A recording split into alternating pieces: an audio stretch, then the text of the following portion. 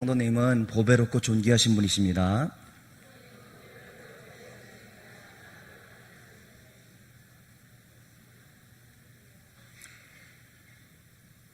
나쁜 사람을 여러분 상상하신다고 한다면, 나쁜 사람이라고 얼굴에 쓰여 있다라고 한다면 별로 위험하지 않습니다. 다들 나쁜 사람인지 알기 때문에 그렇습니다. 또 겉으로 선량한 척한 사람도 그리 위험하지 않습니다.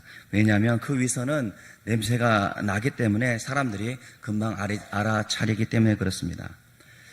또한 자신을 하나님의 사람으로서 개혁적이라고 믿는 좋은 사람이라고 내가 증명하겠다 다짐하지만 하나님의 나라의 공공성을 파괴하는 줄도 모르면서 살아가는 그 사람이 정말로 위험한 사람입니다. 교회를 구하기 위해서 예수님의 십자가를 지고 간다고 망상을 하는 사람이 있습니다. 그것은 십자가의 짐이 아니라 탐욕과 어리석음의 짐일 것입니다. 그 사람은 아마도 더 많은 벌을 받아도 부족한 죄를 짓고 있다는 사실을 알지 못한 채 그렇게 살아가고 있는 것 같습니다. 왜냐하면 한국교회에 개혁에 대한 열망을 짓밟아 버렸기 때문에 그렇습니다. 가면을 벗고 자신의 추악한 자아를 직시하십시오라고 말하는 것은 한 작은 교회 부목사의 외침으로 끝나지 않았으면 좋겠습니다.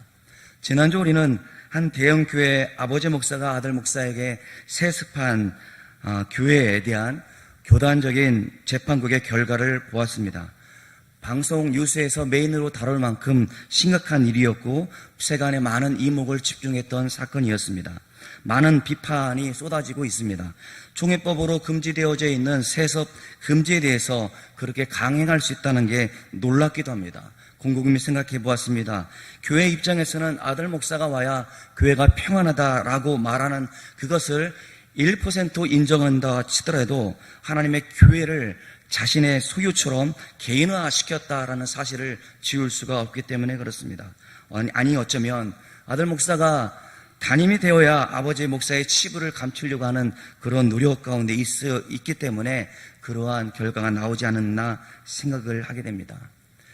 제 막내 아들이 말하기를 친구들은 아빠가 목사이기 때문에 부자인 줄 알아 라고 그렇게 이야기를 합니다. 어린 학생들의 눈에도 목사는 돈을 잘 번다라고 생각하는 것 같아요. 오히려 가난하고 연약한 성도들을 돕고 위하는 그런 목사가 아니라 그들 위해서 많은 욕심을 가지고 돈을 많이 좋아하는 사람으로 인식되어져 있는 시대가 현 세상이지 않겠나 싶어서 가슴이 답답한 것은 저만의 생각은 아니리라 생각이 되어집니다. 이런 생각 가운데 한국교회가 정말 상황이 어둡고 답답합니다. 어쩌면 만몬이 교회 중심 가운데 있는 것처럼 존경받던 목사님도 촉망받던 목사님도 욕심과 탐욕에 찌른 채로 교회가 그렇게 어둡고 침침한 굴자기로 걸어가는 것 같아 답답합니다. 일제강점기 때에 태양신 앞에서 무릎 꿇었는데 지금은 만문 앞에 무릎을 꿇었다라고 진단하는 사람들이 있을 정도입니다. 신사 참배의 결의에 버금가는 사건으로 진단을 합니다. 한국교회를 병들게 하는 이 모든 사태를 누가 책임을 져야 한단 말입니까?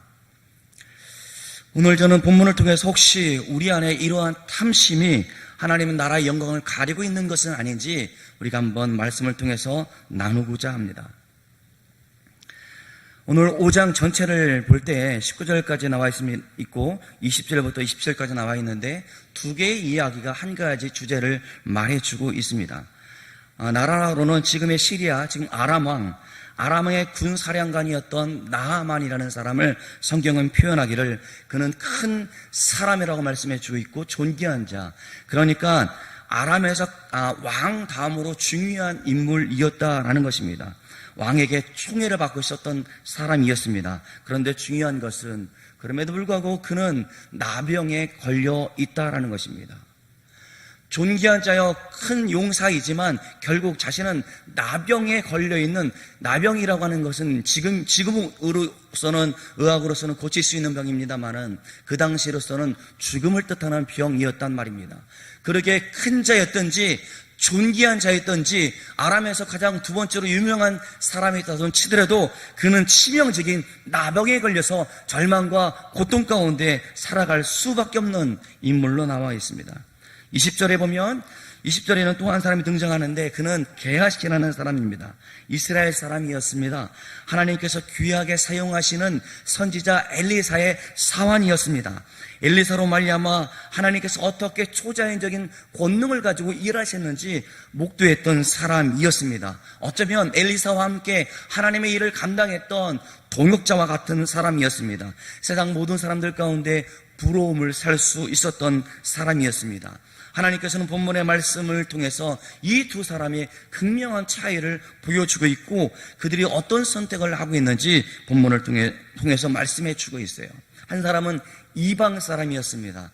이스라엘 사람만이 구원받는다라는 그 시대 가운데 이방 사람들에게는 구원이 없다, 하나님께서 버린 사람들이라는 생각을 가지고 있었던 그 이방 사람이었고, 다른 한 사람은 하나님께서 택하신 족속, 나라, 백성이었다라고 하는 이스라엘 사람이었습니다.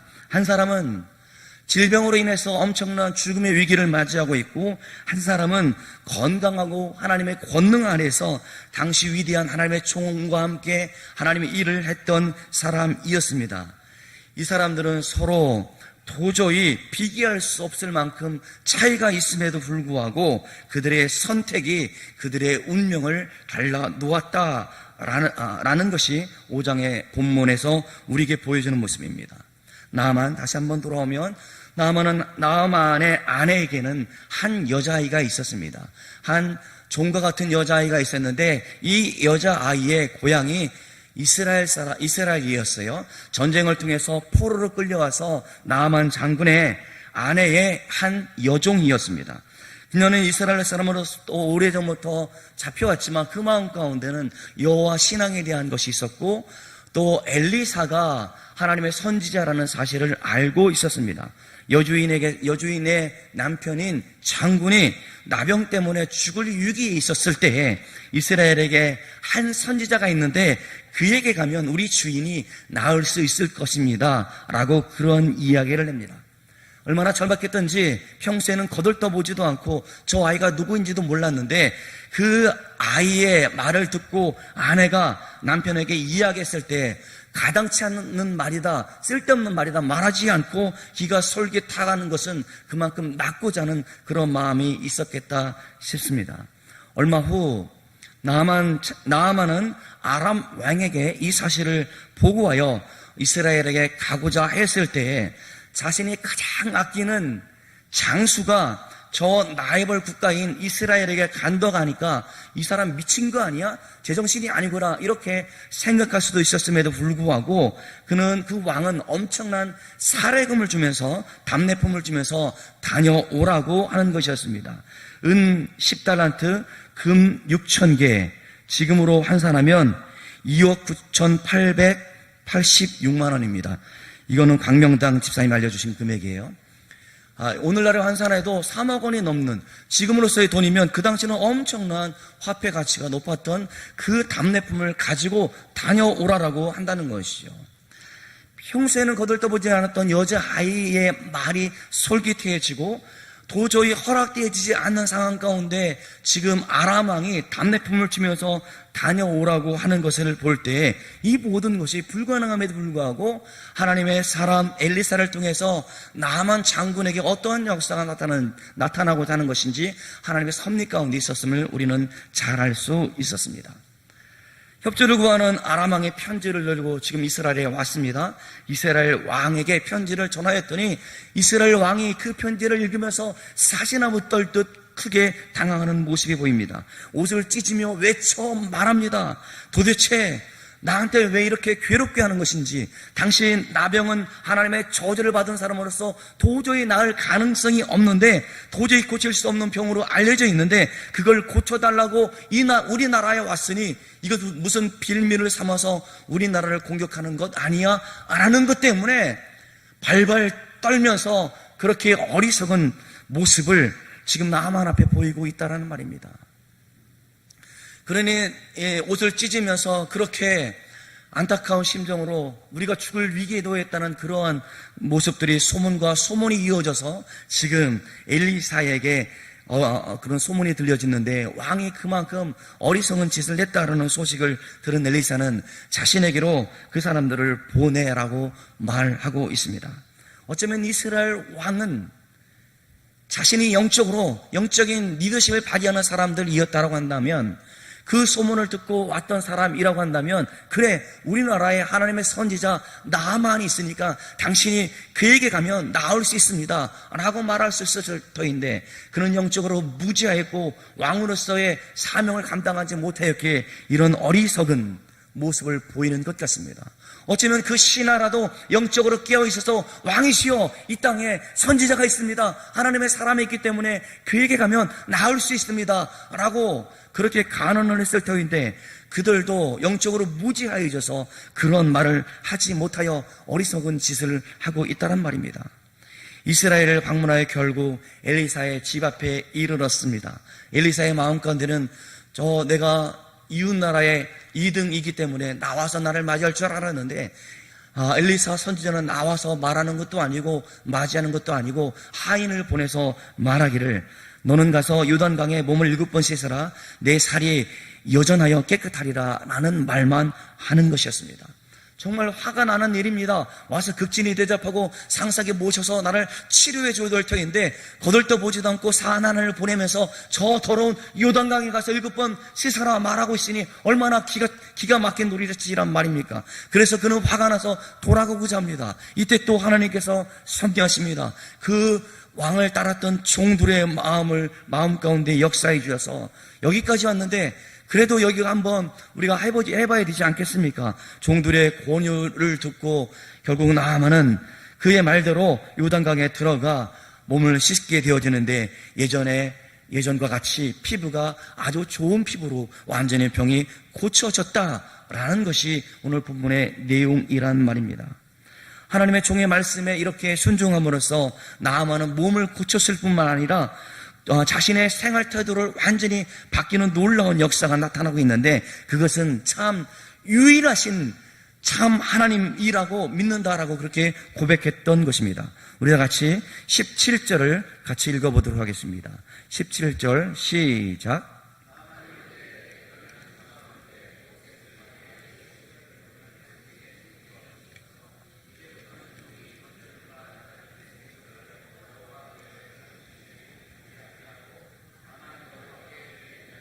이게 무슨 말입니까? 이제껏 섬겼던 그 신을 섬기지 않고 오직 여호와 하나님만 섬기겠다라고 그렇게 고백하고 있다는 말입니다. 18절에는 내가 만몬의 신상들 앞에서 절하고 우상 숭배했던 그 죄를 용서해달라고 그렇게 말을 하고 있단 말입니다. 이방 사람입니다. 이스라엘의 라이벌 국가였습니다. 전쟁을 했던 국가였습니다. 그 장수가 지금 이렇게 구원의 은총 가운데 있다는 사실이에요. 너무나 큰 은혜를 입은 나아만은 엘리사에게 엄청나게 많은 예물을 드리면서 받아주기를 간청하였지만, 하나님의 사람 엘리사는 극구 사양하게 됩니다. 내가 모시는 여호와께서 살아계십니다. 내가 결코 이것을 받을 수 없습니다. 이것을 곁에서 보고 있었던 게하시의 마음 가운데 내가 저를 쫓아가 무엇이든지 그에게 취하리라 라는 생각을 갖게 되어집니다. 그리고 뒤쫓아가서 예물의 일부를 요구하면서, 이것은 우리의 가난한 수련 선지자 2명을 위해서 내가 쓸 터이니까 나에게 달라고 둘러댑니다. 이미 큰 은혜를 입었고 또 오직 하나님을 섬기겠다라고 작정한 나아만은 그 요구에 대해서 물질이 아깝다라는 생각을 들지 않고 그 2배를 그에게 주게 되어집니다. 게하시는 이것을 받으면서 꿈꾸기를 거대한 감람원과 포도원 그리고 많은 하인과 하녀를 거느리는 대부자가 되기로 그렇게 꿈꾸었습니다. 그게 26절의 말씀이에요. 여러분, 그는 고귀한 선지자의 시종이었습니다. 그 선지자와 함께 하나님의 일을 감당했던 고귀한 소명을 가졌던 사람이었습니다. 그럼에도 불구하고 그 소명을 받아들이면서 그것을 이익을 삼아서 신적 능력을 이용해서 지금 무슨 짓을 하고 있습니까? 돈벌이를 하고 있단 말입니다. 이어지는 엘리사의 책망 가운데 나아만이 알았던 그 나병이 누구에게 갔냐면 그 종 사환 게하시에게 갔고, 하나님의 사람 엘리사의 곁을 떠날 수밖에 없는 비참한 운명 가운데 있다라는 것이죠. 이방인이었던 나아만은 큰 위기를 통하여 하나님의 백성이 되는 길을 발견하였지만, 이스라엘 사람 게하시, 하나님의 종 선지자와 함께 동행했던 그 게하시는 탐욕과 탐심 때문에 하나님의 백성에게서 스스로 멀어져가는 모습을 오늘 본문을 통해서 보게 되어집니다. 이렇듯 5장에서는 두 인물이 아주 극명하게 대조되어지는 모습으로 말씀해 주고 있습니다. 나아만은 이방인이었을 뿐만 아니라 종교적으로 부정하다 여겨지었던 사람들이었고, 그리고 공동체에 있을 수도 없고 멀리 떨어져 살아야만 했던 소외되어졌던 나병 환자였습니다. 반면 게하시는 선지자를 가장 측근에서 모시는 사람이었음에도 불구하고 그렇게 많은 사람들로 하여금 부름을 받은, 선택받은 사람들이었습니다. 그런데 여러분, 이 성경을, 이 하나님의 말씀을 기록했던 인간 저자는 성령의 감동 가운데 이 성경을 기록했을 때 이 성경을 읽었던 사람들이 있었지 않겠습니까? 이 성경을 읽었던 사람들은 지금 나라가 멸망해져서 지금 다른 나라에 끌려 포로 생활했던 사람들 가운데 이 말씀이 그들 가운데 주어져 있다는 사실을 이 배경으로 이해한다라고 한다면, 하나님께서 그들에게 주시고자 하는, 그들에게 무슨 메시지를 주시고자 하는지 우리가 분명히 알 수 있겠다 싶습니다. 지금 이방인 나병 환자였던, 그 다음에 군대 장관이었던 그 사람이 지금 병에 걸렸기 때문에 비참하게 인생을 끝나게 되었다라고 말한다고 한다면, 이것을 읽는 이스라엘 백성들까지는 과연 하나님께서는 신실하신 하나님이야, 공의로우신 하나님이야, 저 나라는 이제 멸망할까, 이런 소망을 가졌을 터인데, 그렇지 않고 그가 지금 나음을 얻었다는 것이죠. 그가 지금 우리와 같이 하나님을 믿는다라고 고백하고 있다는 것입니다. 이게 아이러니예요. 저 나라가 멸망되어지고 우리가 잘 되어야 되는데 그 나라가 다시금 잘 되어지고 그 나라의 두 번째 되어지는 사람이 신앙 고백을 하고 있다라는 말입니다. 그래서 아이러니예요. 이것을 읽는 사람들 가운데. 이 성경을 처음 읽었던 사람들로 하여금 자신들이 경멸했던 이방인의 표상으로 여겨졌던 아람 사람 나아만, 반면에 게하시는 하나님의 부름받은 백성들의 자신들의 모습이라고 생각했는데 역전되어지는 모습을 통해서 하나님께서 우리에게 요구하시는 것이 무엇인가 그들은 궁금하게 생각하게 되어진다는 것입니다. 지금 나아만은 그가 목적한 대로 육체의 건강을 얻었을 뿐만 아니라 영적인 축복을 얻게 되어졌습니다. 그런데 게하시는 자신이 처음 목적한 바 물질을 얻고자 하였으나 그 물질도 얻지 못하고 영적인 축복도 빼앗겨 버리는 그런 암울한 운명에 처해져 있다라는 말입니다. 그러니까 처음에는 보잘것없고 하나님의 관심 밖에 있었던 저 이방 나라 사람을 대표했던 나아만이 구원받았던 것처럼 하나님께서는 하나님의 구원이 온 세상 가운데 있다는 사실을 말씀해 주고 있고, 처음 받았던 그 축복을 잃어버리고 비참하게 살아가고 있던 우리들 가운데 소망이 무엇이냐면, 저 이방 나라 하나님께 버림받았던 사람들에게도 하나님의 은총이 입었다라고 한다면, 지금 우리 다른 나라에 포로로 끌려왔던 우리에게도 하나님의 은총이 있다라는 사실을 이 말씀을 통해서 그 사람들 가운데 보여주고자 했던 말씀이란 말입니다. 그러기에 우리가 이렇게 왜 포로로 끌려왔는가? 그것은 하나님을 하나님되게 섬기지 않았고 하나님도 섬기고 우상도 섬겼고 하나님 말씀 가운데 순종하지 않았기 때문에 우리의 조상들이 우리의 현실이 이렇게 암울했는데, 우리가 통회하고 자복하고 회개하고 마음을 찢음으로 하나님께 나아가자라는 신학적 반성을 촉구하는 말씀이 오늘 본문의 말씀이에요. 여러분 보십시오. 선지자도 영적으로 무지합니다. 왕도 깨닫지 못합니다. 이스라엘 백성들이 그렇지 못한 모습이 고스란히 현실적으로 나타나져 있고, 너희들이 지금 그러한 위기 가운데 있어서 이런 어려움 가운데 있지만, 그럼에도 불구하고 나만을 구원했던 그 하나님이 너희들 가운데 소망이 있음을 알고 주님께 돌아오라 라고 말씀해 주고 있다는 말입니다. 사랑하는 성도 여러분, 하나님의 말씀에 겸손히 순종하는 것, 그거 매우 중요합니다. 하나님께서 순종하는 사람들 가운데 은혜 베푸시기를 기뻐하시는 분이십니다. 겸손한 자를 찾으시고 그 가운데 은혜를 주시기를 원하시는 분입니다. 그러기에 우리는 늘 항상 하나님의 말씀 앞에 엎드려져야 되고 하나님 앞에 겸손히 서 있을 수 있는 저와 여러분들 되어지기를 주의 이름으로 축원합니다. 하나님의 말씀에 가장 순종했던 사람들은 누구였습니까? 이스라엘 왕이었습니다. 그는 그러나 영적으로 무지했습니다. 하나님의 사람 선지자의 문화생 게하시는 좀 다를 줄 알았습니다. 그러나 그도 무지했습니다. 탐심이 가득하여 하나님의 일을 제대로 수행하지 못하였다라는 말입니다. 그런데 여러분, 놀랍게도 전쟁통에 포로로 끌려왔던 그 여자 아이만은 그렇지 않았어요. 하나님을 믿는 믿음이 있어서 우리나라에 선지자가 있는데 그에게 가면 나을 수 있을 텐데 나는 그런 신앙의 모습을 보여주겠다는 말입니다. 나만이 지금 나병이 나와서 신앙 고백을 할 수 있도록 이 여자아이, 별 볼 일 없는 여자아이, 이름도 기록되지 않는 그 여자아이를 사용하고 있다는 사실에 여러분 주목해 보았으면 좋겠어요.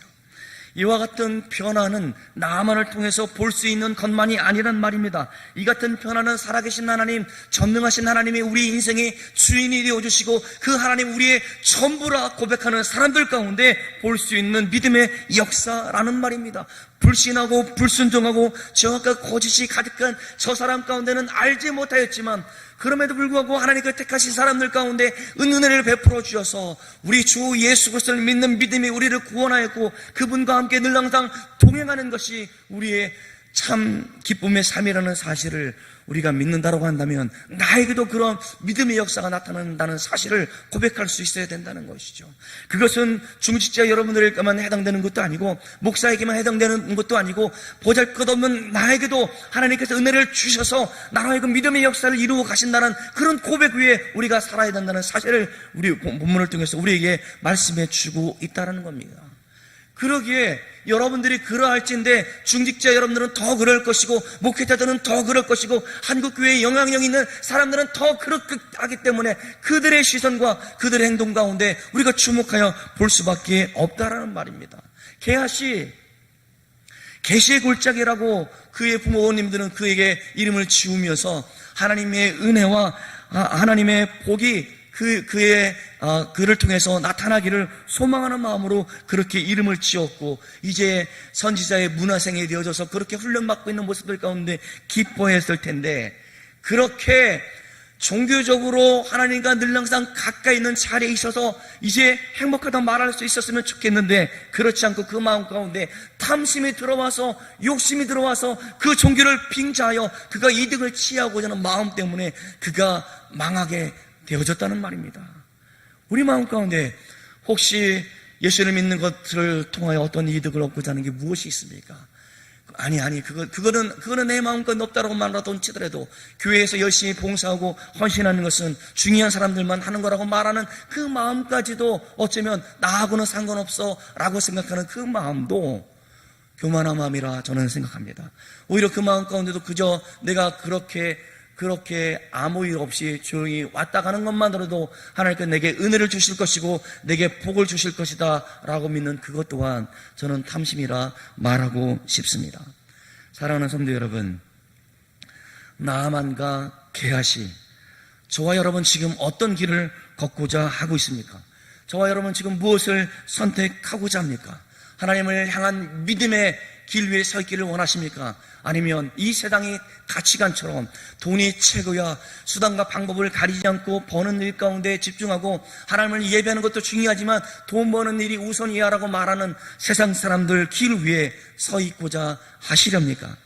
주 안에서 우리에게 권면하시는 주의 말씀에 여러분 귀 기울였으면 좋겠어요.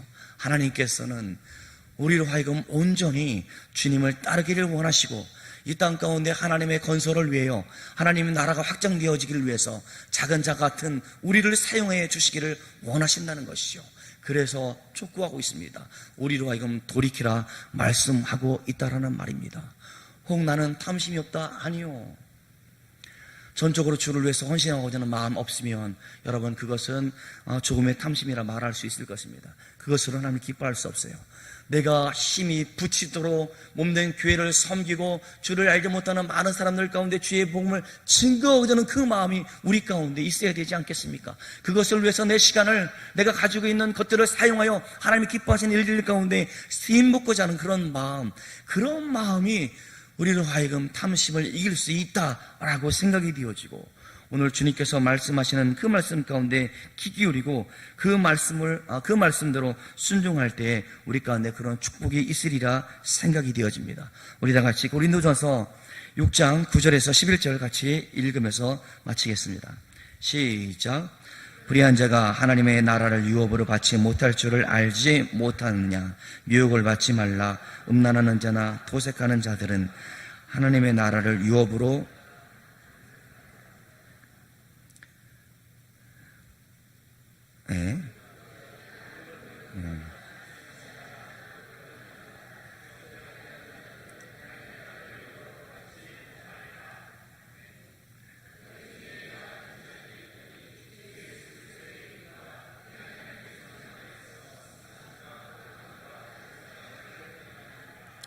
그리스도의 이름과 하나님의 성령 안에서 씻음과 거룩함과 의롭다 하심을 얻는 자 되기를 우리가 날마다 고백하고 그렇게 되어지기를 간구하는 사람들을 통하여 소망이 있습니다.